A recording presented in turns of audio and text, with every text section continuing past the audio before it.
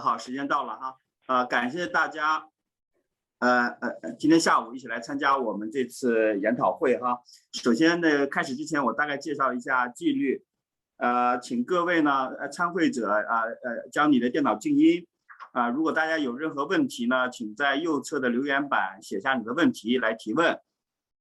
下面呢，我来介绍一下这个会议的大概的背景哈。欢迎大家来参加交通视角下的欧盟绿色协议及 Fit for 55政策的研讨会。这次研讨会呢是由国家自主贡献亚洲交通倡议NDC TII 下组织的这种交通领域深度脱碳系列研讨会的这一系列研讨会的这个开篇。这本系列研讨会呢旨在分享这个交通领域深度脱碳的国际经验。帮助中国交通行业实现双碳目标。所以今天呢，作为第一场呢，我们为了探讨欧盟减碳55%的政策组合、交通行业的影响，以及对中国的由世界资源以及德国机构 GI 我们 Fit for 55政策研究的主要支撑德国交通 Agora。大家来介绍一下主要内容。请允许我今天与会的主要是他是德国机构中交通合作，他的专业战略以及包括新城镇改造工程，他还领导中国、德国碳交通领域，是我先生，他是智库的执行 Agora 的执行主任，他2016年执行主任之前担任德国GIZ 持续交通项目的负责人。2015年以来，他一直是我们国家中国电动汽车百人会咨询委员会的成员。第三位呢是甘特豪尔曼丁格博士，他是德国交通转型智库 Agora 的执行副主任。甘特博士呢2019年开始担任 Agora 的执行副主任，在之前呢他为欧盟委员会环境总局工作了接近20年，负责交通政策的环境影响评估。他还参与了欧盟首个限制乘用车碳排放法规的制定，曾协助制定了车辆污染物排放标准，也是一位非常资深的专家在相关的领域。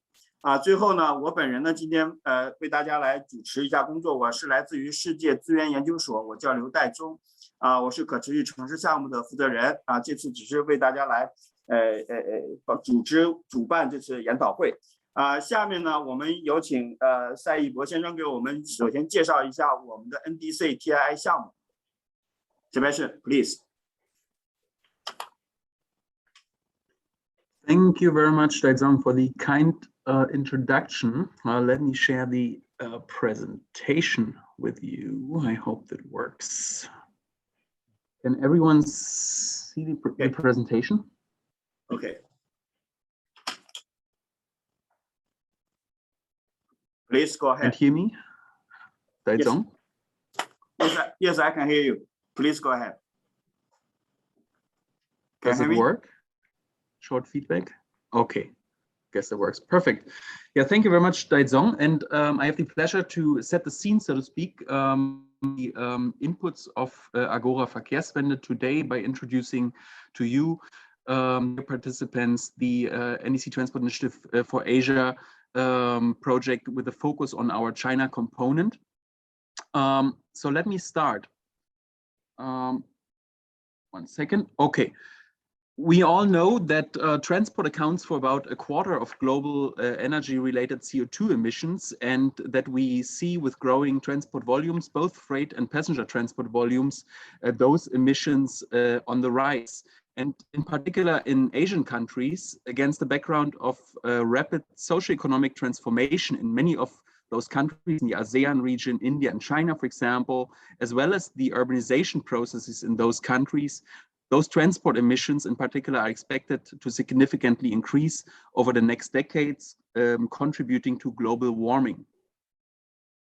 So the NDC TAA, Nationally Determined Contributions Transport Initiative for Asia project, was born and is a project of seven organizations where you see those logos here, funded by the International Climate Initiative, the so-called ICI of the German Federal Ministry for the Environment, Nature Conservation and Nuclear Safety.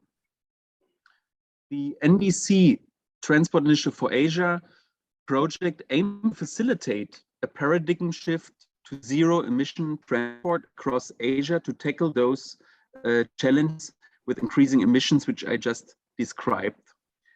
This shift towards zero emission transport shall be achieved by supporting three countries, China, India, and Vietnam, to develop policies and tools to decarbonize their transport sectors as early as possible, as well as by enhancing dialogues on decarbonizing transport throughout Asia. I mentioned already three countries. So China, the target of the project in China is to support the Ministry of Ecology and Environment on transport decarbonization, as well as pollutants, double peaking and co-control strategy development, as well as to support the Guangdong province on the development of a double peaking strategy. In India, the project aims to create a national level stakeholder platform for decarbonizing transport, as well as improving policy and procurement frameworks for e-mobility. In Vietnam, the project aims to enhance systems for monitoring and reporting, which leads to a more ambitious 2025 NDC, as well as the project aims to improve clean transport policy frameworks for EVs, urban mobility, and the fuel economy. Last but not least, among those projects, we also aim with the NDC Transport Initiative of Asia to foster the regional and global exchange on how to decarbonize the transport sector effectively by share key lessons from the three country components, enhance discourse on decarbonizing transport in Asia, and conduct international outreach. Let me jump into China. The China component of the project is implemented against the background of the recently set targets. You heard that maybe announced by Chinese President Xi Jinping end of last year to peak CO2 emissions before 2030, which is an increase of ambition compared to the Chinese NDCs from 2015, which said achieve the CO2 emission peak around 2030 and make best efforts to peak earlier. So we see that as a significant increase of ambition, as well the new target, which was announced to achieve carbon neutrality before 2060. Those both macro level targets shaping the framework against which the implementation of this project NDC TAA in China takes place. In China, the situation, to let you a little bit know about the background in case you are not based in China, China added 27.53 million newly registered motor vehicles just in the first to the third quarter of this year alone, which brings the total vehicle population in China to a number of 390 million, including 297 million cars. And given the still low vehicle density in China, we see a significant increased potential, which also translates into potentials for increasing emissions. Already today, against that background, we see that transport accounts for already 11%, roughly more than 1 gigaton, namely almost half of the Asian transport sector emissions of CO2, an increase from 8% in 2005. As well, I mentioned already the double peaking of air pollutants and greenhouse gases accounts for roughly up to 30% of air pollutant emissions in cities. In particular, commercial vehicles are a big challenge and accounting for about 77% of CO2 emissions, with trucks accounting for 360 million tons of CO2. And as we all know, transport is the hard nut track when it comes to effective climate action. So according to the International Energy Agency and also other experts, transport in China might be the only sector which cannot reach the set pledged emission peak by 2030, but most likely just before 2040 and after 2030. For the background of where the project is embedded in the China component of it, we have already a set of guiding policies and targets.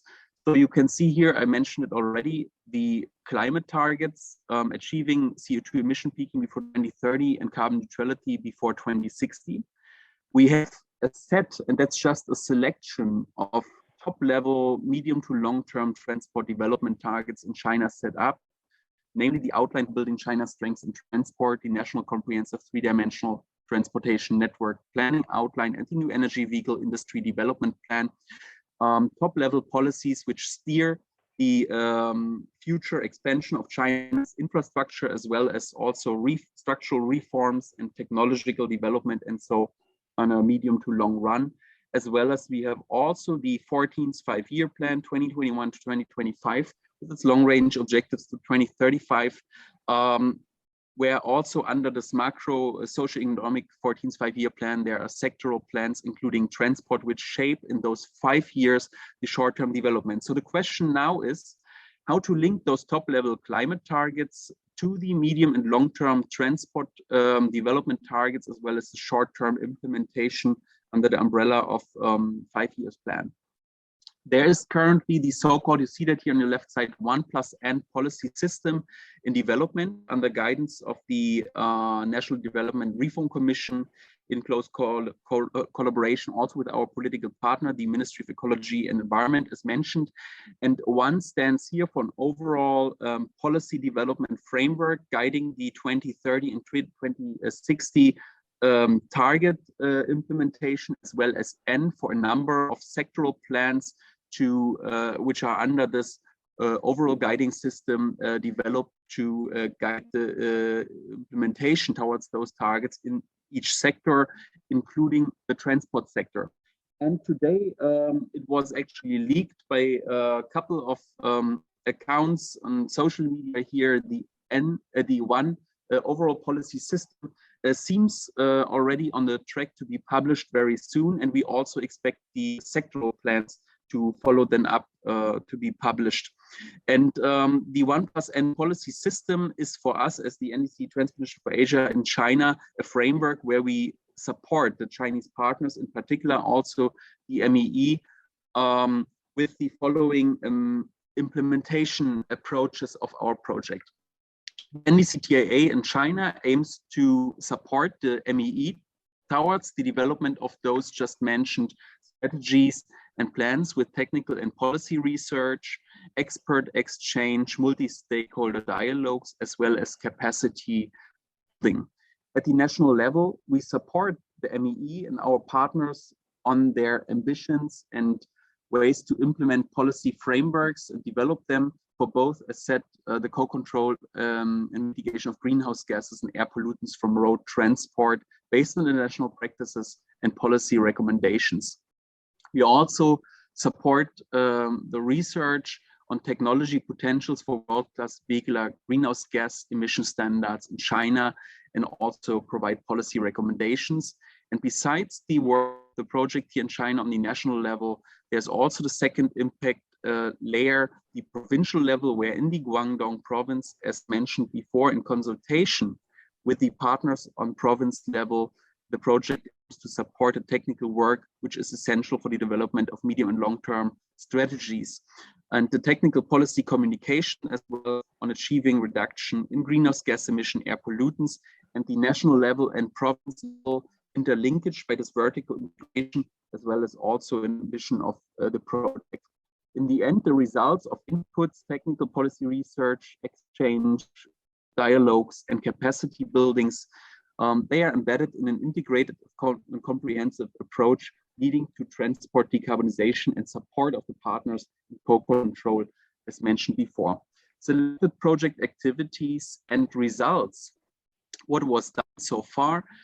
There was a set of technical and policy research conducted, namely a report on the opportunities and pathways to decarbonize China's transport sector during the 14th five-year plan period and beyond. We published a paper on the overview on China's climate protection pathway, as well as a demand-side policy paper to promote electric urban logistics vehicles. Multi-stakeholder dialogues, an example for that is the 2021 Transport Decarbonization event series, which was also just mentioned by Mr. Daizong. And today's event is also part of this series. As well, as we foster the expert exchange, there was 2 layers here. The decarbonization stakeholder platform on national and province levels are set up and implemented to consult basically the processes of supporting the partners in the development of medium to long-term strategies for decarbonizing transport in China, as mentioned, as well as there's also a regional council for decarbonizing transport in Asia, which promotes ambitious, comprehensive and integrated climate strategies for the transport sector in the main Asian countries, India, Vietnam, and our China component here, as well as, of course, the fostering of the knowledge on this implementation with other countries in the ASEAN region, for example, and also worldwide. 13 high-level regional experts act as ambassadors for sustainable decarbonization of transport under this council, and the aim is to shift the narrative towards zero-emission transport in Asia, where under the work of this regional council, a flagship report will be published, as well as the connection with the regional decision makers to promote net zero emission transport is fostered. That in a nutshell was just a little bit an overview of the project under which this event today takes place. There's so much more to say, I think, and therefore we encourage you to get in touch with us, with Ms. Oda Eichhorst, who oversees the project, its regional components, its regional and global component, as well as also the implementation in the country components. And then, of course, also you can get in touch with the China team. You see here, Mrs. Röche, Mr. Daizong, you, or Mr. Christian Hochfeld, which from their organizational perspective oversee as key accounts to the project implementation. You can also visit the transport, the websites, the NDC Transport Initiative for Asia.org website, changing-transport.org or transition-china.org to get more information on the project implementation. And thanks again for the opportunity to introduce this project. And I'm looking very much forward to the inputs of the colleagues of Agora Verkehrswende. Thank you very much. 谢谢 Sebastian， 非常好的介绍啊。下面有请德国的交通转型智库霍赫德先生来给我们介绍 Agora。Thank you very much, Daizong, and Xiao also from Berlin. It's a great pleasure and honor for me today to join you at this seminar with the main focus on the Fit for 55 package as a policy package to support the decarbonization sector, the decarbonization of the transport sector in Europe and in Germany. And it seems that now our webinar and the decarbonization of the transport sector has the same problem. We are a little bit behind schedule. So if you don't mind, I would like to skip the formal presentation of Agora and keep it very short to save as much time as possible for the introduction of the Fit for 55 package by my colleague Günter, and then also for answering the questions and maybe also comments you have on the Fit for 55 package. Just a very brief introduction to Agora. We are an independent think tank which has been founded 5 years ago in Germany by 2 philanthropic institutions. One is Stiftung Mercator, which is also based in Beijing, and the European Climate Foundation, which is a European brand very much comparable to the Energy Foundation, which is definitely well known also in China for supporting environmental and climate protection in Germany. What we are doing is, and what our task and aim is to support our central government, our federal government, with policy recommendations on how to drive the decarbonization of the transport sector and to come to net zero transport by mid-century. Definitely, we know that if we will not succeed with decarbonizing the transport sector in total by mid-century, we will also fail to reach our general climate targets, and we also will fail to reach and to contribute to the Paris Agreement as we have signed it, which has been, all agreed in 2015 in Paris on the decarbonization of our economies. So it's, as Sebastian mentioned, it's a big headache how we will succeed in decarbonizing this transport sector. And just give you the numbers in Germany, we didn't succeed in, decarbonizing or reducing the CO2 emissions for the last 30 years. So we have zero emission reduction over the last 30 years. And we have to reduce now the emissions to zero in less than the next 30 years. So that shows how big the challenge will be to decarbonize the transport sector in Germany. We are working now together here in Germany with all institutions which are relevant in the transport sector. We have formed a council which was formerly under the lead of Achim Steiner.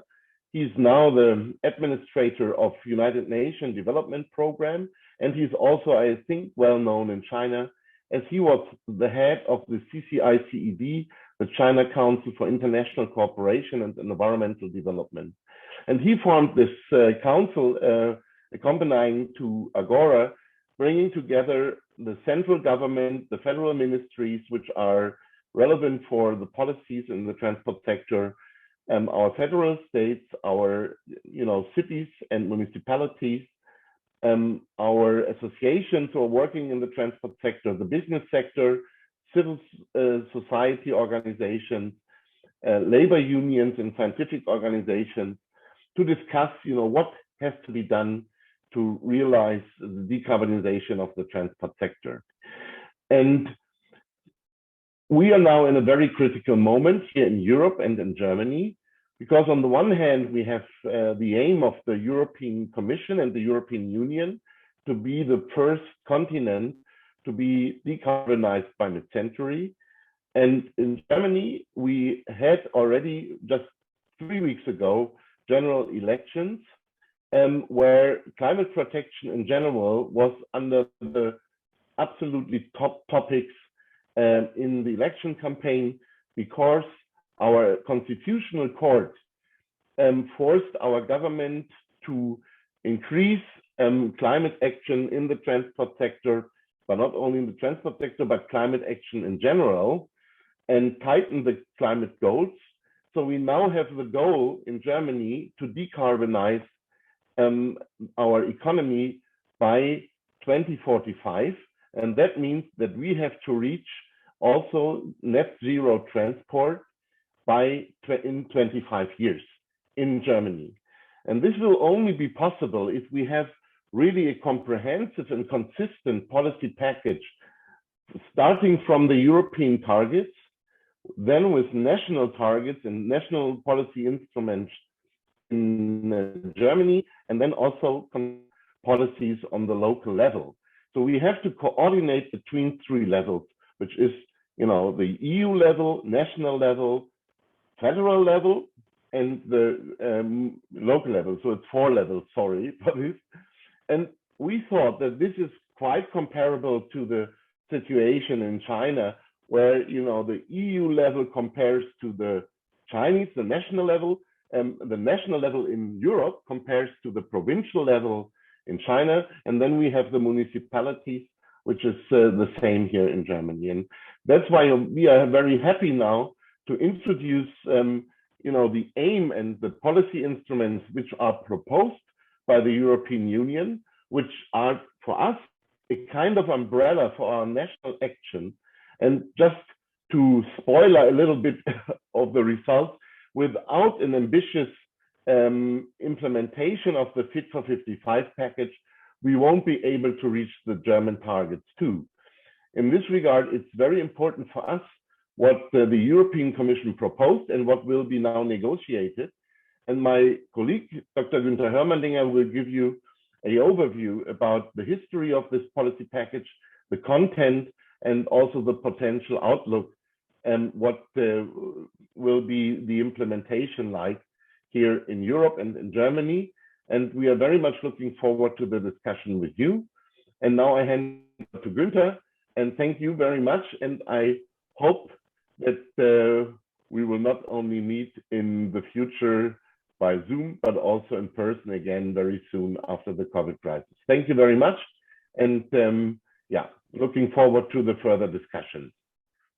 好，谢谢霍华德先生哈。确实如您所说的，中欧现在我们面临同样在交通领域减排的压力，所以呢，下面我们就有请甘特博士给我们具体介绍一下在交通视角下的欧盟绿色协议以及 Fit for 55政策这包的这个相关的内容。好，有请那个 Dr. Gant。Thank you very much. Good afternoon, everyone. Let me share my screen. If I find the right screen to share, I think that should be it. And I would like to therefore start out with a presentation that will give you an overview both on what the EU is and what the Green Deal is and what the Fit for 55 package means.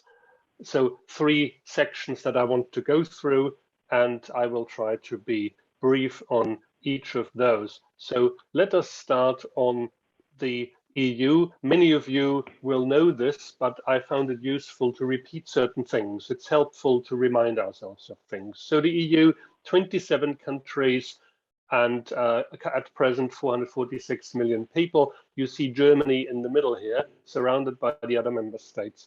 The European Union is thus a big area with a big economy, and it's not quite a country, and it's important to understand to what extent it has features like a country, such as legislation.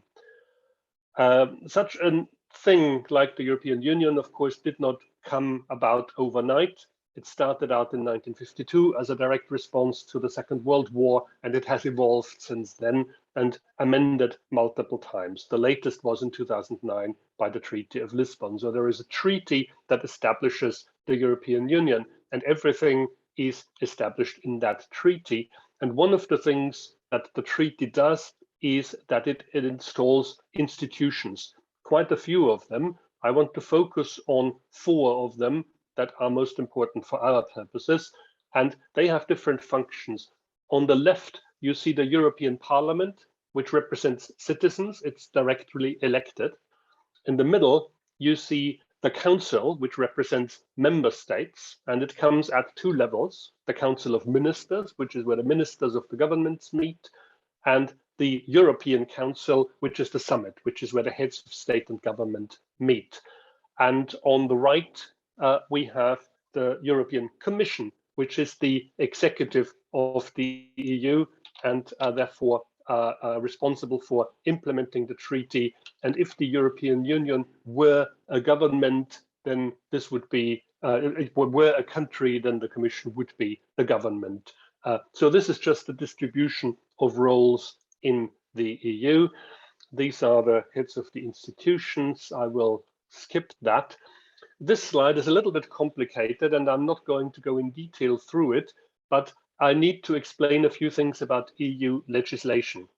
So the European Union, although not being a country as such, has the possibility to pass legislation, which is then binding on its members. And the way this is done is different from a country, because only the European Commission, which is the executive, can make proposals for legislation. It has the right of initiative. So neither the Parliament nor the Council have a legislative procedure. Only the Commission can do that, but the Commission cannot make legislation on its own. It has to make a proposal, and the proposal 它只能呢提出一个立法的建议，然后这个建议呢会经过另外的包括像欧盟理事会和欧洲议会的批准之后，它才能够真正的成为一个欧盟的历史这个法律。那么这个流程呢，就是我们所说的欧盟的有一个叫做共同决定的这个程序。一般说来呢，这个法律通过啊是要1年或者10个月的时间。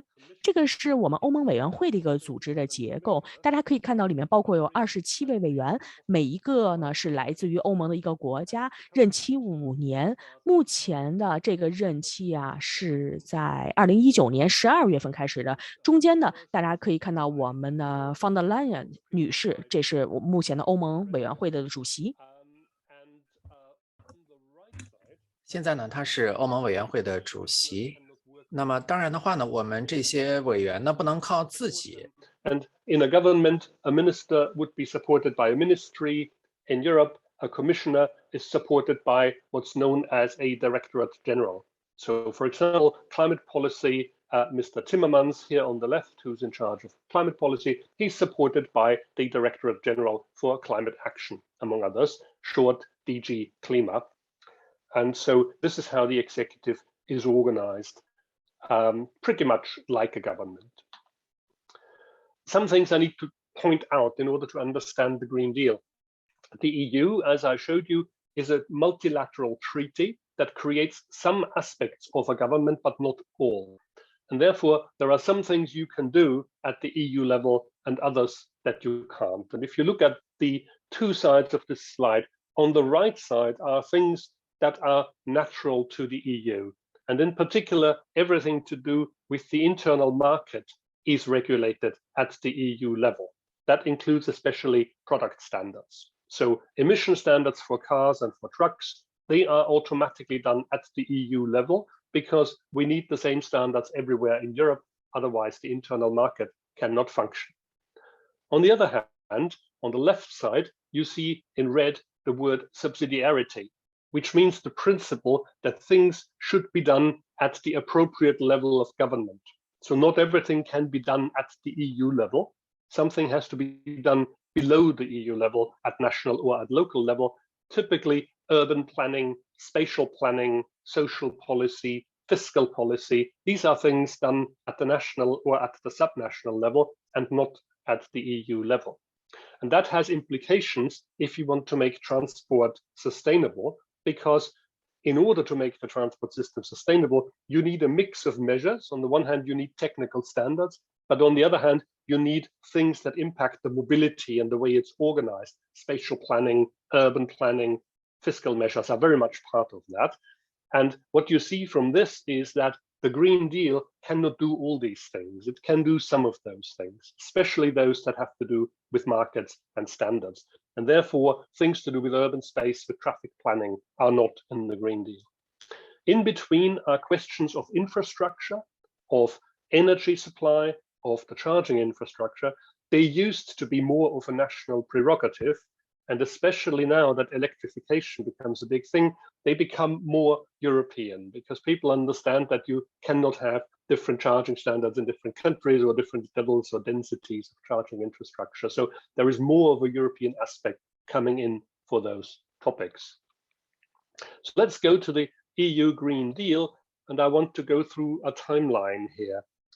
I start out in 2018, and that may not have much to do on the surface with the Green Deal, but it does. We had a wave of social protests starting in France, and I will show you a bit more detail about that later, which basically was caused by a dissatisfaction about inequality, but transport pricing played a big role in there. And so that needs to be borne in mind. People were very impressed, especially politicians were very impressed by the level and intensity of those protests. And then a year later, in September 2019 was a year where climate policy was a lot in the news in Europe. It was a big topic, not least because of the young lady on the upper right, Greta Thunberg. She was the inspiring force behind a large-scale wave of youth protests in Germany and in Europe and beyond. where young people went to the streets and demanded climate action. And so when the German government came out with its national climate policy package on the 20th of September, outside, the streets were full with young people protesting and demonstrating. So this was quite an intensive moment. And I'm mentioning it because 3 months later, Mrs. von der Leyen took office as the new president of the European Commission. Back in September, she was a minister in the German government. So she must have experienced this climate topic and this demand from the street for a climate policy quite intensively. And it maybe is not a surprise, therefore, that when she became president, she made it the signature issue of her presidency to go towards a sustainable development. And the EU Green Deal is basically her policy manifesto. So the first thing to understand is that the Green Deal is not a policy of the European Union, it's a strategy of the European Commission, of the executive. It's not law in force. It's the declared policy of one institution, of the European Commission. By the way, she took office on the 1st of December, and then on the 11th of December, the Green Deal was published. And those of you who know how these things work, and that's all of you, know that a document such as this is not drawn up in 10 days. So of course, as soon as she was designated in the summer, her people started to work on this issue. And just one day after the Green Deal was published, the European Council, remember those are the heads of state and government, came out endorsing the goal of climate neutrality by 2050. And when the European Council draws up a declaration, or conclusions as they are called, this is done unanimously. So this was quite a strong statement. So 2019 was a strong year in Europe for climate policy. And that's good because in February 2020, the first corona deaths appeared in Europe, which goes to show just how important timing is in policy. I couldn't have imagined a Green Deal being put forward in the middle of a pandemic. So timing's everything. In March, the European Commission proposed a European climate law, March 2020, that is. Remember, the Commission can propose laws, nobody else can. And that law lays down the goal of climate neutrality in the law. You may think, why is that necessary, since the heads of state and government already said that's the target? Yes, they did, but that is a non-binding political declaration. The heads of state and government might declare something else next year. They're free to do that. But if it's laid down in law, it has the force of law and it's very difficult to change. That's why the Commission made this proposal. And later on in 2020, it continued with a climate target plan, which takes the consequences of the 2050 climate neutrality. Europe already had a target of 40% greenhouse gas reductions in 2030 compared to 1990. And that had to be amended in order to become compatible with the neutrality for 2050. So the Commission proposed that the 40% should change to 55% reduction from 1990. And in the meantime, this legislative procedure that I've shown you has been carried out, and the European climate law is now in force. It was record time, actually, for a law like that. So 55% in 2030 is the law, and climate neutrality in 2050 is also laid down in law. And so in July this year, the Commission came out with a package of measures called Fit for 55. And of course, what is meant is to make the European Union fit for this target of 55% reduction in 1990. And on the next slide, I've put this up not because you should read it, you probably can't read this. This is taken from the annex of the Green Deal communication, and it's the list of action that the Commission said it would do and by when. And it's a long list of action. And what you see highlighted in red is those actions that became the Fit for 55 package. So this is just to show you that the Fit for 55 package is one among many other actions. So the Green Deal is indeed a big deal. So let's talk about this package of measures. So by now you should understand the Fit for 55 package is a package of legal proposals from the Commission. It's not yet law, it's proposals, and now they have to be negotiated by the Council and by the Parliament in order to become law. And typically they will change in that process. We do not yet know how. It's a big package. It's 14 legislative actions and 3 non-legislative actions. I'm not going through all of them because they concern all aspects of climate policy, and we are only taking a transport perspective here. So these are the actions that I want to focus on today, and I've grouped them into 4 themes: vehicle emissions, charging infrastructure, the use of renewable energy in transport, and CO2 price setting in transport. And I will go through those in turn, just to mention that the package contains other measures, including things such as changes to the land use rules in climate policy, changes to the emissions trading system overall, etc. And I will not go into these things further. If you want to research for yourself, you will get this presentation, I presume, and I've put 2 links in, one with an overview on a high level of the Fit for 55 package, and one with the actual proposals from the European Commission. That includes all the supporting material, impact assessments, and so on. So let's go into the first theme, and that is vehicle emissions.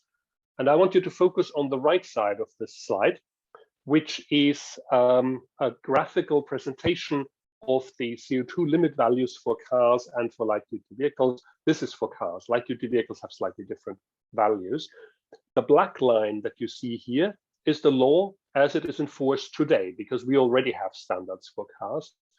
And as you see, the standard drops by 15% in the year 2025 compared to today. And then it will drop to a value of 37.5% below today in the year 2030. So this is already in force. And the European Commission has made a proposal that is shown in red. So it proposes to increase the emission reduction in 2030 to 55% below today, and then to drop all the way down to 0 in the year 2035. This is very significant. So this basically means the end of combustion engines in road transport for cars and for light-duty vehicles in the year 2035. And of course, that is what you need if you want to be climate neutral in 2050, because cars are typically on the road for 14 years on average. So you need to stop at one stage to bring combustion engines to the market. The green line is not in the Commission proposal. This is what we at Agora Verkehrswende have proposed should happen. So we have proposed that the emissions should drop already in 2025 and not wait until 2030 to tighten the legislation. And we have also proposed that the emissions should go down in a year-by-year basis and not just every 5 years, because that is more in line with how the car market works, where new models enter the market continuously and not only every 5 years. And also, this would, of course, give earlier effect to the whole proposal. We will see how this works out. I want to mention one thing, which is that heavy duties are, of course, also very important. About roughly 2/3 of the emissions from transport or from road transport are from cars, and 1/3 is from trucks. Heavy duty vehicles are not in the Fit for 55 package, and they don't have to be, because next year there is already a review that is scheduled in the legislation. So there will be a tightening of truck standards next year, and the European Commission is currently busy working on that. The second theme, charging infrastructure. There is already a piece of legislation called the Alternative Fuels Infrastructure Directive, but it is a relatively inconsequential legislation. It doesn't do very much. And with this proposal of the Commission, it would become legislation that has teeth, that has really an impact. One of the things the Commission is proposing, which is quite interesting, is it moves away from the old metric of looking at charging infrastructure. Until now, we've talked about the number of charging points. For example, 1 charging point for every 10 vehicles. That was the guiding principle in the previous legislation. And that was, of course, a result of the slow charging that was the norm a few years ago. And now we have fast charging entering the market, and this metric just does not work anymore. So the Commission instead proposes to have the installed charging power relative to the number of vehicles as the metric, and it proposes 1 kilowatt per battery electric vehicle and 0.66 kilowatt per plug-in hybrid. I'm not going to talk about plug-in hybrids. I don't think they have a future, and they shouldn't. So let's focus on battery cars. The table here is a collection of parameters that you can use to reproduce the value of 1 kilowatt per battery electric car. So if we assume 20 kilowatt hours per 100 kilometer real energy consumption of a battery car, that's real consumption, including heating and cooling and so on, and an annual mileage of 14,000 kilometers, which is the German typical value for new cars, then you get an average power of that vehicle spread out over the year of 0.32 kilowatts. That's the equivalent power of one vehicle if you just run it continuously spread over the year with these numbers. And if you now assume that 50% of the energy comes from public charging, which is more than today, but we assume that this will rise. And if you assume in 16 hours of a day, most of the charging takes place because nobody goes charge their car at 4 o'clock in the morning. So there will be a concentration on daytime hours. And let's assume that 25% of the charging points are utilized at any one time. Then you arrive at an effective installed power you need of basically 1 kilowatt. So I'm not saying these parameters are reality or will be, but these parameters reproduce the Commission proposal. So this is a set of parameters that are not too outlandish, I would say. So it seems like a reasonable proposal, even though we think in the beginning it should be more because the electric car fleet will grow anyway. So you could overbuild and you don't actually waste money. You don't strand investments because the electric car fleet will grow. Interesting to note that the key parameter here is the utilization factor. If you assume a smaller utilization factor, then it becomes convenient, more convenient for the drivers, but you need more money building up the infrastructure. So this is the crunch point. If you say it's only 12.5% utilization, you need 2 kilowatt rather than 1. So this goes inverse into the calculation. Another thing that the proposal does is it makes minimum requirements for the density of charging infrastructure on the main European roads. There is something called the Trans-European Transport Network, which is basically the major roads in Europe. And it's divided into a core network, which is the thick red lines, and the comprehensive network, which also includes the thin lines. And the Commission makes a number of minimum standards for the density of charging. There's too much to discuss it all, but let's look, for example, at electric vehicles, light-duty vehicles on the core network in the year 2030. So the Commission proposes that the maximum distance between two charging places should be 60 kilometers, and there should be at least 600 kilowatt of power installed. And if you assume a typical power consumption of a battery vehicle, you find that this will support at most one battery electric vehicle every 2 kilometers on average.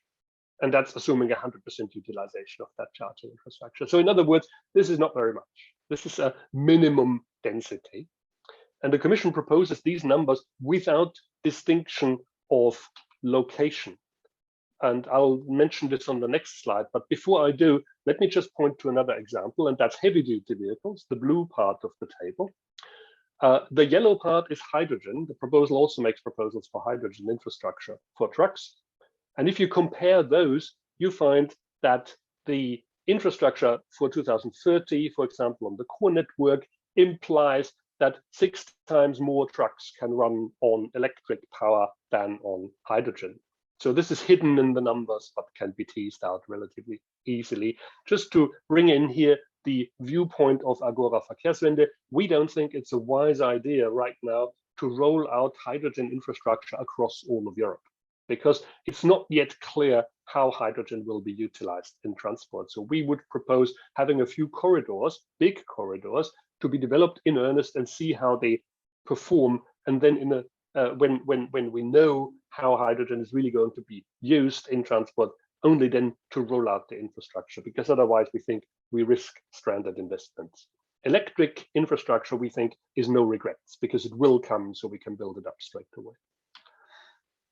And this is just to point out, if you look to the right, the famous blue banana, this is a concept of spatial planners in Europe. This is where Europe is the most dense. Population density, economic density, traffic density is bigger here than in the rest. And if you roll out infrastructure for charging, you will have to have more of it in this region. And in certain other regions I have not shown here, which are also denser than the rest. The European Commission is silent about density or density variations, and we think that that is an important topic that at least has to be monitored and has to be put in at a later stage. So the message is, before I go to the renewable energy topic, for infrastructure, the density that the European Commission proposes is a minimum constant everywhere, but member states must go beyond in their own national development. Let's move to the third topic, and that's renewable energy in transport. There are three proposals from the European Commission. The first is an instrument that already exists, the Renewable Energy Directive, which is currently called RED II because it's been revised 2 times. It will be revised another time, so it will be RED III, and it will do a lot of things. One is it will go away from the metric of requiring minimum percentages of renewable energy in transport, and instead it will require a certain percent reduction of the greenhouse gas intensity of the energy used in transport. I should add, the Renewable Energy Directive is a directive about all renewable energy in all economic sectors. Transport is just one of the sectors that it covers.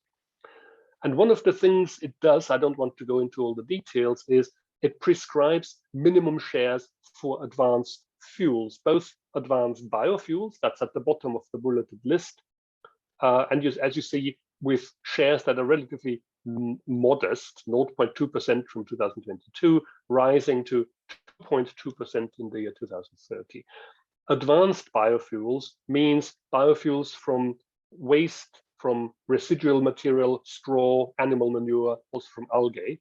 In other words, biofuels not made from food and feedstuffs, because we are no longer fond of biofuels from food and feedstuffs. And I think we at Agora Verkehrswende would advise to phase them out entirely because they compete with food production and they intensify intensive agriculture, which is anyway a big problem for biodiversity. The Commission has not proposed that, but there is basically an approach to freeze the first generation biofuels at the level where they are and not expand them further. Another minimum share is for synthetic fuels, and that only kicks in the year 2030 and then should be 2.6% in the entire transport system. And synthetic fuels includes hydrogen from renewable energy, but also includes synthetic hydrocarbon fuels, liquid hydrocarbon fuels. The two other instruments in the renewable energy field concern aviation and maritime transport. The pictures here are too small for you to see much detail, but I will show you more detail on the next slide. Just to mention here that in aviation, what is regulated is a minimum share of renewable energy, which is supposed to rise in steps all the way to the year 2050. And in 2050, it should reach 65%. The slide says 63%, that's a mistake, it should be 65%. And in shipping, interestingly, the Commission has chosen a different metric. It does not prescribe minimum shares of energy. It prescribes the same metric as for the Renewable Energy Direction, which is % greenhouse gas reduction of the fuel. And there is also a timeline rising all the way to 2050. It should reach 75% from 2050. Now, how does all this play together? Different metrics, different instruments. We have done an estimate to put them all together. This is for Germany, and this is using the energy consumption of the year 2018 as a basis, simply because we have the statistics for the year 2018. We have not made assumptions on further growth. So this is just a comparison of orders of magnitude. You see the green lines in the diagram. That's the Renewable Energy Directive. Those are minimum shares of the advanced biofuels. That's the solid line. And the synthetic fuels, RFNBO means renewable fuels of non-biological origin. So basically those are e-fuels, hydrogen and synthetic hydrocarbons in the dashed green line. Aviation is in red. There is a target for sustainable fuels overall in aviation and one for e-fuels in aviation, which is the red dashed line, much lower as you see. And then for maritime, you see the blue line. The blue line is very low here. This is because I'm showing you the numbers for Germany, and maritime transport plays a small role in the German statistics. If I would show you the same graph for the entire EU, maritime would be a lot bigger. But the message is basically before 2030, not very much happens. Look at the right vertical scale. Those are percentages of the total energy consumption, and we are in the low single-digit regime until 2030.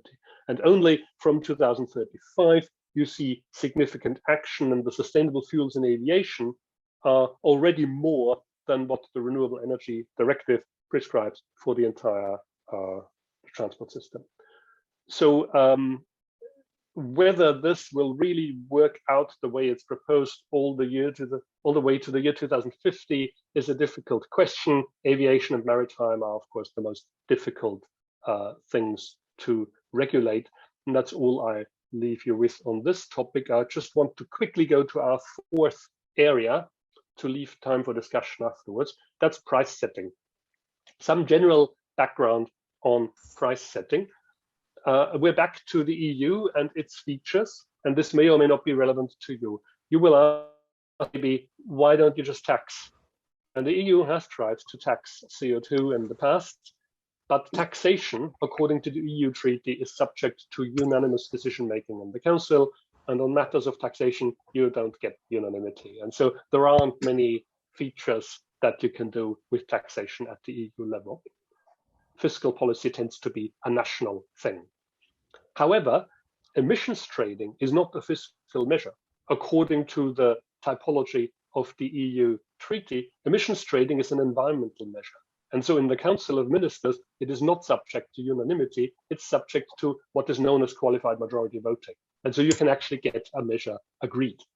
And therefore we have emissions trading in the European Union and not CO2 taxation at the EU level.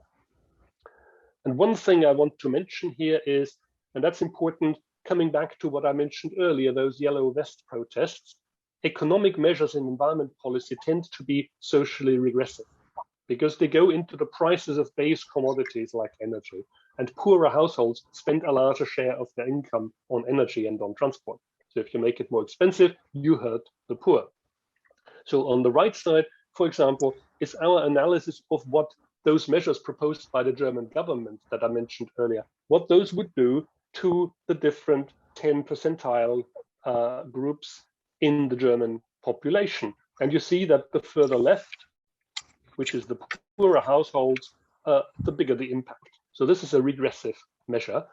And that is a problem because we have an awareness now of, of social discontent about inequality, which in 2018 really took quite astonishing proportions.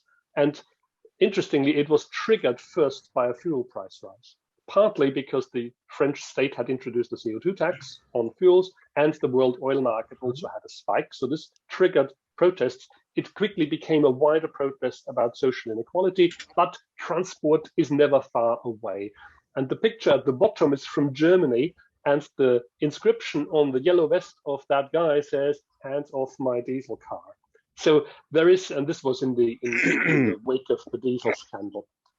So people are very much aware of that. If you engage in economic measures in transport, you need to make it socially acceptable. And one way of doing that is an idea that has been kicked around in Europe quite a lot, and that is redistribution of the money.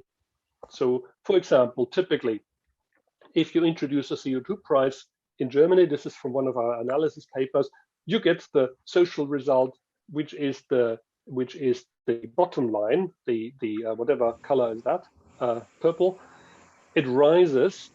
So this is sorry, it doesn't rise. It's below zero. So it's deeper below zero on the left side, which is the first decile, the poorest households, and it's less strongly in its impact on the right side. And if you redistribute the money that you thereby raise on a per capita basis to everyone, you reverse the effect. So you basically can neutralize the social impacts of such measures. So this is something that's very much on people's minds, that you have to accompany steering instruments with social acceptability instruments. So which instruments has the European Commission proposed? I have two slides on that here. The first is it proposes to review the EU emission trading system, which covers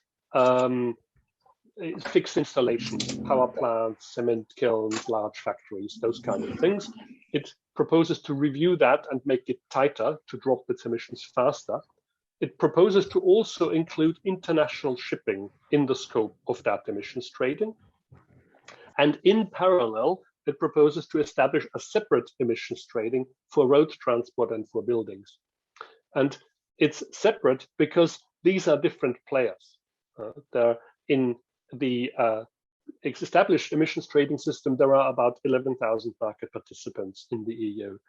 For road transport and buildings, there are millions and millions of participants, and you cannot handle that in the emissions trading system. So instead, it will be traded upstream at the refineries that make the products that will be subsequently burned. So it will be a different nature of instrument, even though it seems that the Commission is expecting similar price levels to the established ETS, but it will be a separate system. And in aviation, we already have an emissions trading system for domestic aviation inside the EU. That will be made a bit tougher, especially free allocations will be phased out. And in terms of international aviation, the Commission will implement or is already implementing CORSIA, the international offset system, and that will be done further. Another thing the Commission is doing, it will propose a change to the Energy Tax Directive. I've just told you taxation is subject to unanimity, and that's probably the reason why the minimum taxes per amount of energy aren't really increased a great deal. This tax directive exists and it's supposed to be revised. So no change or not much change to the minimum tax levels. Interestingly though, it contains a provision that if two types of fuel have the same minimum tax in the directive, then a member state who chooses to set higher taxes, which they can, also must make them equal. And so that's a deviation from what we have today, where diesel is in most EU countries a lot cheaper than gasoline. So this would end. As I said, subject to unanimity. I hope it gets through. Will it go through? Highly uncertain. And finally, the European Commission also proposes establishing a social climate fund. This was already announced in the Green Deal. And that's because the Commission is very much aware that economic measures hurt poor households more. And so you need to somehow create an instrument to equalize that impact. And this fund will be 72 billion spread from 2025 to 2032. And the idea is member states should draw up social climate plans and fund them at least with 50%, and the other 50% can be supported from this EU level fund. So this is the response by the European Commission to this concern about social impacts. And I'm 5 minutes past for your time, I think. So let me conclude. I spoke about the key aspects of the EU as relevant for the current discussion. I showed you the Green Deal, which is a policy manifesto of the European Commission, not of the EU as a whole, and the Fit for 55 package, which is a set of proposals by the European Commission that now need to be negotiated before they become law. And I went through the 4 themes: vehicle standards, charging infrastructure, renewable energy, and price setting. And I think I'll leave it there, and the rest we can do bilaterally. Thank you very much. 非常谢谢Dr. Gang。首先是整体的这个介绍非常具体啊，也介绍了很多相关内容。我看其实后台已经有人提问了，但其实我先有一个问题先问您一下哈。我特别感兴趣的是这个最后一部分有关这个碳排放交易市场的这部分内容哈。首先就是特别想了解一下，为什么欧盟要计划对道路交通建立一个单独的碳市场，就 ETS2， 将来会有哪些主体代表道路交通参与这个碳市场？然后据我们所知，现在有一些欧盟国家已经对比如说这种燃油车的购买施加了碳税。当你在建立一个新的这个碳市场的时候，是否会与现行的碳价产生这个多重收费的问题 ？OK。Two questions here. The first, who are the trading entities? They will not be individual transport participants. They will be the ones who bring transport to the market. So basically fuel suppliers. Okay. And that way this is manageable because it's a relatively small group of actors.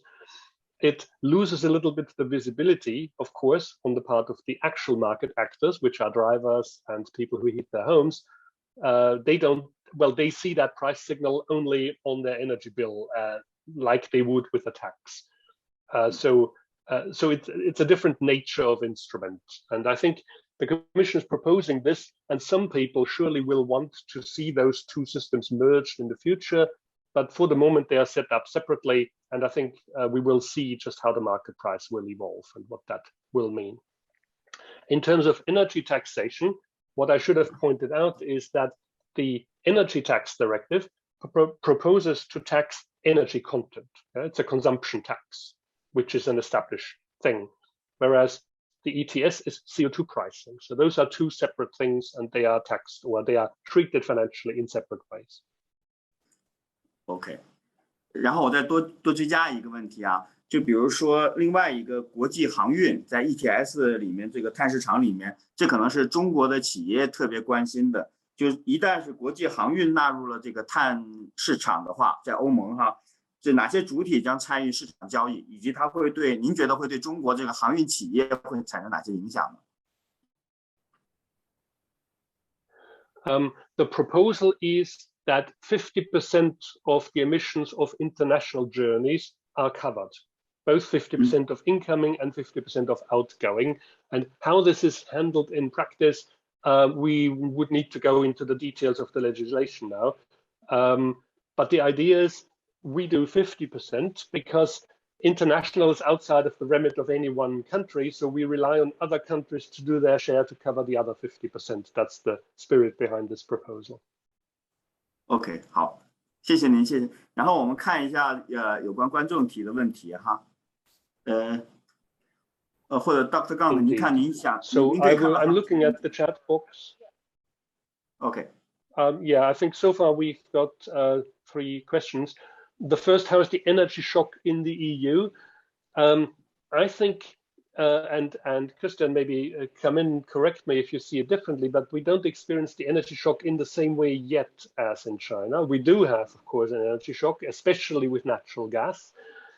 And we have a lot of discussion in the media about the energy price shock on road fuels, but actually that's a media phenomenon. If you look at the actual prices of oil on the market, that's just market fluctuation. That's not really a fundamental increase. So it's natural gas currently, which is mostly in the discussion, but that is not so much a transport phenomenon. So I haven't mentioned it today. Synthetic fuels. Yes, this is a very pertinent question. The European Commission does not propose 100% renewable fuels in 2050. So how can these sectors become climate neutral? Here, I think it's worth mentioning that the way the European Commission has proposed this whole climate neutrality topic is that it has never foreseen 100% climate neutrality for the whole transport sector for 2050. And a part of the climate neutrality of the EU is supposed to be achieved through negative emissions, through land use changes, and probably also in the future technologies to reduce CO2. Whether that is really going to work out that way, we will see. At Agora Verkehrswende, we are arguing in favor of making transport itself climate neutral by 2050, which would need a more ambitious ramp up of alternative fuels. And another question, whether and to what extent the carbon border adjustment will impact the Chinese transportation firms. I have to admit to you, I'm not an expert on carbon border adjustment, and I would also be reluctant to predict how this instrument will turn out, because this is one of the more controversial topics. And one thing is certain, it will not look the same as the proposal when the discussion is over. So it's very difficult to predict how this will impact Chinese transportation firms. Generally, I would think you always have those two perspectives. The perspective of a transport firm where even the smallest change in prices is felt very strongly, and the perspective of the end consumer, where transport is 5% or 7% of the total price that you pay, which is why transport plays such a big role and why there is so much transport, because compared to what a consumer product costs, it's not a lot. And therefore, those are two aspects that we need to bear in mind from the perspective of transport companies. Of course, it's a very important question. But I think it would, the carbon border adjustment would not so much impact transportation firms, it would impact the shippers, because this is about embedded carbon. This is about the adjustment if a product is being produced overseas and in the production more carbon is being emitted, then that's where the carbon border adjustment mechanism comes into play, not so much at the transport. Will the EU take further policies encouraging people to transport public transportation and slow down transportation? Well, here we are back to this theme of subsidiarity. So this is something you can't do very well at the EU level. This is very much urban planning. This is very much national and local policies. And the EU is very diverse. So the way in which you get people to use public transport in Finland is different from Italy or Spain. So there you really need national and local approaches. And some cities in Europe are very advanced in this, such as Amsterdam, Copenhagen, for example. And I think there are networks developing, and they become stronger all the time, where these cities look to each other for examples how to do it. And some of these ideas can be transferred. Other ideas are linked to local idiosyncrasy. You really need local understanding to see what you can and cannot do. So Fit for 55, and how will it influence consumers to change electric vehicle purchases? Very much, I think. There is a strong impact. We have this European legislation on the CO2 emissions from cars, and that drives legislation in Europe more than anything else.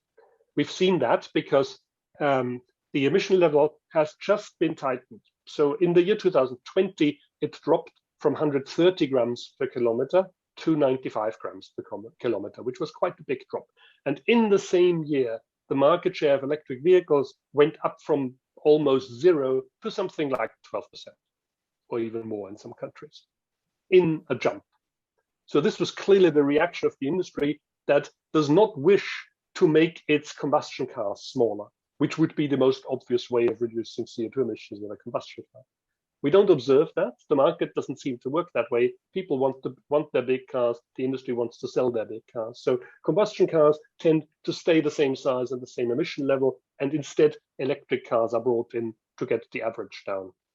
And as I showed you already in 2025, there will be a drop by 15%. So my expectation would be we will see a stabilization of electric vehicle shares now until shortly before 2025. And then there will be a jump again. And then it depends how the legislation works from then onwards. But it's clear the industry has understood that with these standards, as they are proposed now, they can no longer profitably produce combustion cars in the future. And so I think it's understood in the industry that they have to sell electric cars, so they have to make people buy them. And governments help by fiscal incentives in the purchase, at least now.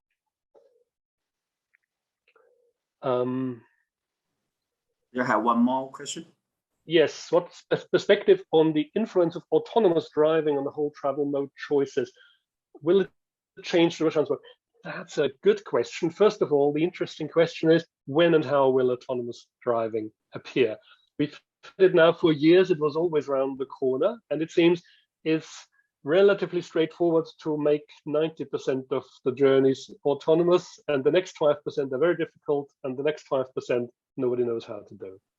And so this is a really hard nut to crack. We see that there's a lot of industry interest, so I would expect that sooner or later it happens, and it can happen in different ways. And here, we at Agora Verkehrswende have already pointed out the chances and the risks here. The chances are that you have automatic taxis everywhere, basically, that nobody owns a car anymore and one comes to you when you need it. That would be one vision, where you have far fewer cars than today and they serve everybody's needs. But the alternative vision is that everybody owns a car and it's an automatic car, And so you drive into town, which is completely clogged. You can't park, but it doesn't matter. You go shopping and your car drives around the block until you go back, which would be a nightmare from an urban development perspective. So we think automation needs to be shaped. And this is very much the role of governments to make the right boundary conditions so that the right form of automation is introduced. 我这边还有一个问题哈，就是我看到我们这个方案里面，航空跟这个国际航海都放在很远之后产生更多的这个行动，近期的行动相对比较少哈。那么您觉得在航空业跟航海业里面，未来像生物柴油、氢能还有电动技术，哪个的前景更适合这个欧洲的整体减排的行动呢？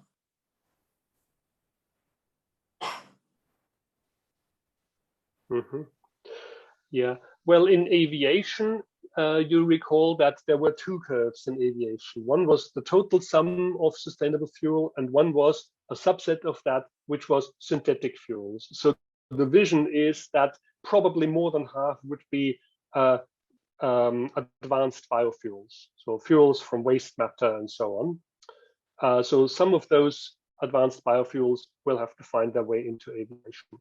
Technologically, we don't yet know how to drive a long-distance aircraft with any fuel other than hydrocarbons.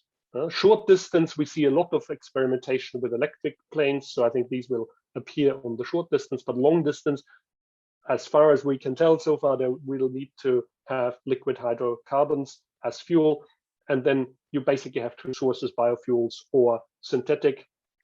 And we have argued that we should indeed develop synthetic fuels for aviation in particular, because we cannot see an alternative there. Mind you, of course, the climate impact of aviation is much bigger than just CO2.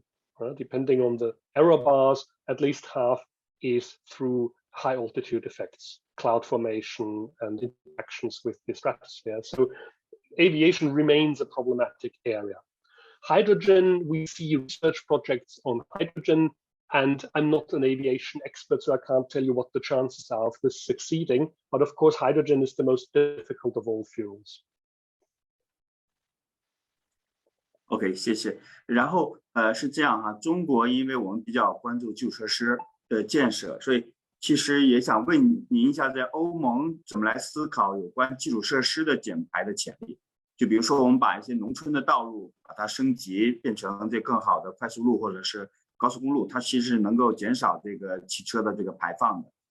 所以有关基础设施方面的改善的提升对减排的贡献，在欧盟是怎么考虑的呢？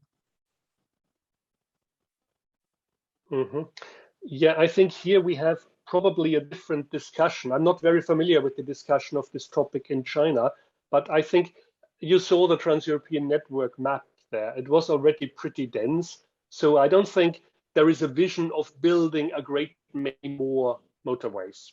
I think we more have a challenge to maintain the motorways that we have, because maintenance becomes a big issue and how to finance it. And certainly, we have reached a certain density of roads, it's a good idea to think whether you should build them further, because roads tend to encourage transport. The more roads you have, the more people use them. And so if you are in a situation where you have rural roads that are not yet up to scratch, you are in a sense in a good position, because you are not locked into a development boundary or pathway. So you can explore different options. For example, trains very well linked to local connecting services. And if those work as well or better, then you don't need to build out the roads. Whichever transport infrastructure you build has long-term effects, long-term development effects. And so I think in view of climate neutrality, one should think very carefully about which roads to build and whether there shouldn't be alternatives that can serve the same needs. Once the road is there, it's there. It's hard to get rid of it. OK， 谢谢，非常好。然后这个是这样啊，我们问了很多问题，我们想看看那个参与的听众有没有谁举手发言，可以 comments， 也可以提问哈，或者谈一下自己的感想，或者是有一些工作相关的这个问题也可以发言。只要举手，我们会把你这个 unmute。有吗？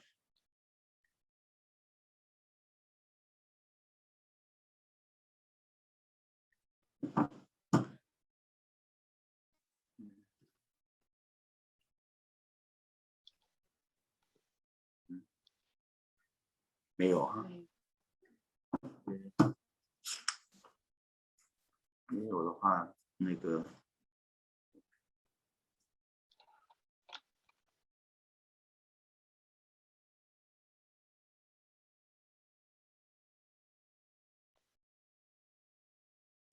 Okay. Sebastian and Crystal, do you have any comments or questions?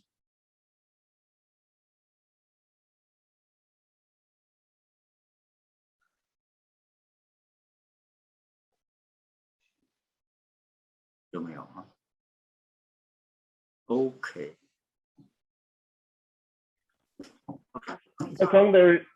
I have a comment on one of the questions I saw in the chat. And I'm not sure if it has been answered already, then excuse me, but I think it is important to point this out once again, because the question was, what is the influence, if I understood the question right, of the EU Fit for 55 package on the customers to change the behavior and to buy electric vehicles? And I think this is a very important question, as you know, the one thing is that the EU 55 or Fit for 55 package and the fleet standards, the CO2 fleet standards, which are very much comparable with the fuel economy standards in China, they are addressing mainly the companies for producing electric vehicles.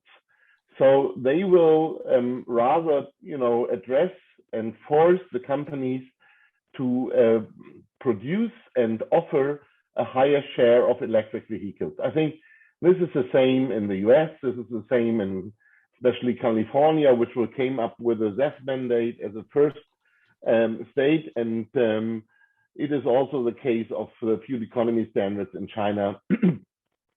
But the question, and the big question is, and it's I think it's a huge concern also in the companies, that those cars are, you know, not accepted, or how they are acceptable for customers and how they are demanded by customers, requested by customers. And I think that's important to mention, that here the member states of the EU are main charged to also the demand for electric vehicles. So in this regard, what may influence, or what is the main influence in the demand for electric vehicles are three things. You know, and it's RIP, which is you know, the range of the cars, which is definitely you know, a part of legislation. It's infrastructure, and Günter has pointed out it's also part of the legislation, that the right charging infrastructure in place. And the last thing is price. And still, electric vehicles will be more expensive over the next 5 years than comparable combustion engine cars. Even if we have this price shock now at the moment, right? This energy price shock. Even then, but definitely, you know, as the fossil fuels are getting more expensive, this has also now an influence to drive electrification already. But mainly it's about taxes. It's about car taxes, it's about company car tax, and it's about taxes on fuels. And this is the responsibility in Europe of national governments, mainly. Yeah. There is a European component in it, but the main, you know, tax is, or the responsibility for taxes is on the national level. So in this regard, we still have to work on national level with subsidies to subsidize and to lower the prices of EVs. This is something which is in Germany very successful, or has also been very successful over the last 2 years, because we now have a share of more than 20% in the new sales fleet of electric vehicles. Like it's a little bit more than 50% battery electric vehicles and a little less than 50% plug-in hybrid vehicles. But definitely the subsidies play a huge role to lower the EV prices and you know, then also increase the behavior, the consumption behavior of people, so what kind of car they buy. But we see that this plays a huge role. At least in a couple of years, we still need subsidies for buying the cars. And then we are now in the discussion of forming a new government in Germany, very much and very intensively discussing the reform of all taxes on cars. So how can we, you know, reform our tax on our car tax in a way that we have a kind of fee-based system, that those who buy vehicles with higher CO2 emissions and combustion engines pay a higher tax, and therefore this tax is financing subsidies and lower taxes for electric vehicles. And this will be the main part which can be influenced, but mainly on national level. As I mentioned, this is the biggest influence, I would say, on how people change the behavior to buy electric vehicles, that the price is coming down. A part of the question of infrastructure, which is definitely under you know, regulation in the European Union and also on national level, and range, which is part of the CO2 standards for cars. But range is becoming less and less a problem. That range anxiety is not or does not hold people back to buy electric vehicles, at least in Europe.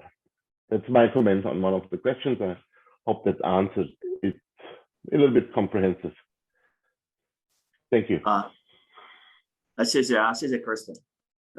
我们看 Sebastian 举手了，然后我们请 Sebastian 来聊一下。Yeah, thank you very much, Daizong. I have a question to Günter. We see in China that by various top-level policies, the further integration, in particular of transport sector, energy sector, and also information sector is encouraged and fostered. And an example, I think, for that is also the recent, let's say, developments in the field of battery swapping, where basically the OEMs still hold the battery as an asset and get their feet, so to speak, into the energy business.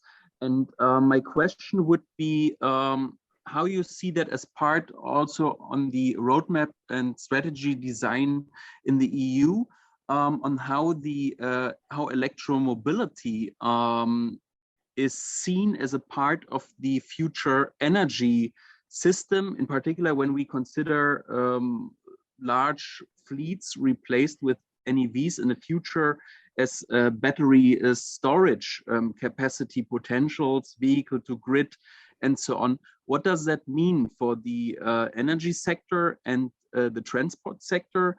And what are the potentials also for the increase of the share of NEVs, the further uptake when it comes to new business models, which allow customers even, but also the OEMs, for example, and new perspectives on revenue streams when joining the energy part, so to speak, electromobility, and what does it mean for the infrastructure and respectively also for policymakers and forecasts on the roadmaps and strategies? Mm-hmm. Yeah, thanks. Well, first of all, battery swapping, that's an interesting one. Battery swap was a topic some years ago in Europe, and I don't think anybody is currently actively working on it. Christian, correct me if you have other things in your sights, but I think the business models of the German or the European OEMs at the moment is very much the standard electric car with a battery that's fixed. And to the extent that we get now chargers of 200, 300 kilowatts, it becomes less of an issue that you have to change the battery. So I think what I see at the moment is that people are thinking about fast charging. And of course, to the extent you think about fast charging, you need to integrate more with the electricity sector. And I think the electricity sector has also understood that.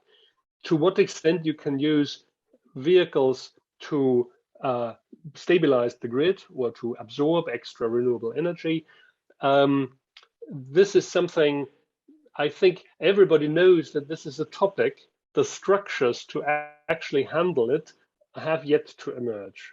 Partly this is a specifically European thing that we have unbundled the electricity market. So we have the producers of electricity, the long-range transmission, and the local distribution are all different businesses. So it is a challenge to bring them together to organize this. Also, of course, the use of vehicles as an energy buffer storage is related to slow charging, which means home charging. So the future vision is people charge their vehicle at home when they have a parking space with a slow charger, and they use public infrastructure for fast charging. That, I think, seems to be the way we're going. And it's the slow chargers where vehicles can act as the sponge that can absorb surges in electricity generation.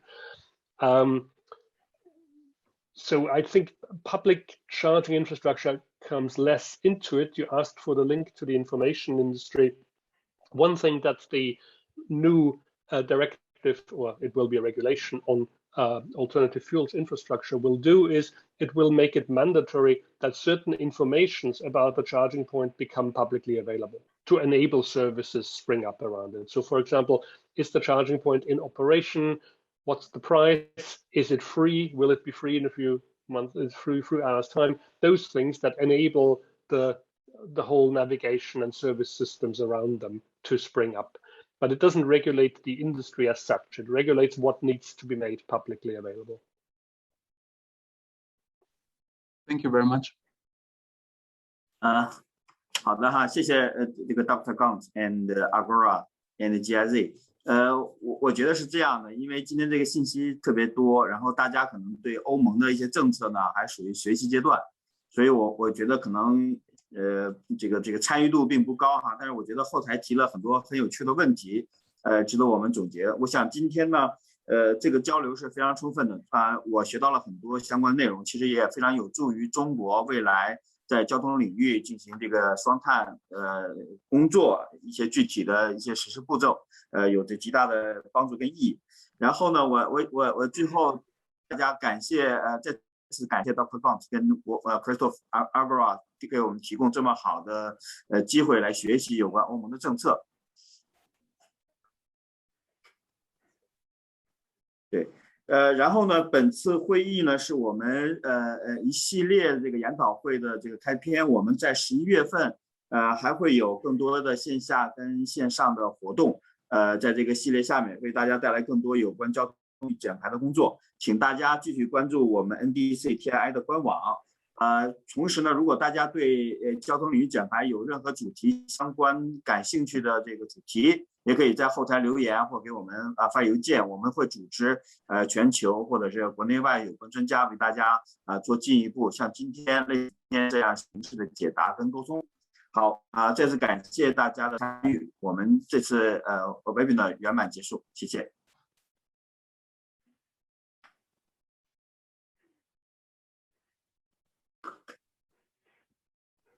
Thank you very much. Bye bye. Sebastian from Berlin. Bye bye. Bye bye.